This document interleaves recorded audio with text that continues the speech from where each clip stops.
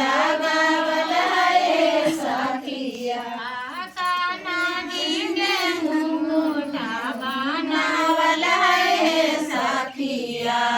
कान्हा जी के मुकुटा बनावल है सखिया मुकुटा में मोरावा बैठावल है सखिया मुकुटा में मोरावा बैठावल है सखिया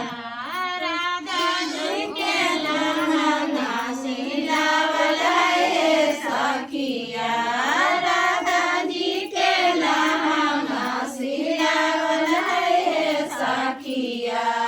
लहंगा में गोटावा लगावल है सखिया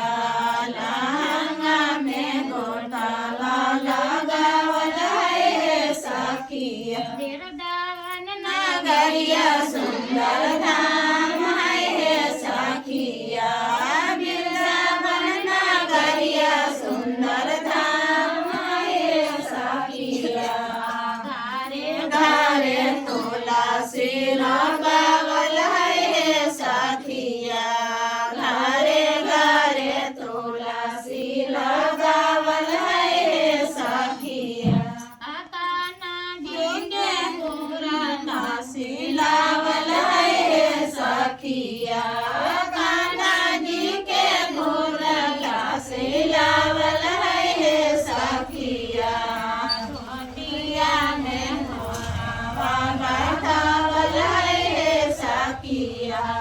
धोतिया में मोरावा बैठावल है सखिया राधा जी के चुनरी सिलावल है सखिया राधा जी के चुनरी सिलावल है सखिया चुनरी में पैसावा लगावल है सखिया चुनरी में पैसावा लगावल है सखिया बोलिए वृंदावन बिहारी लाल की जय।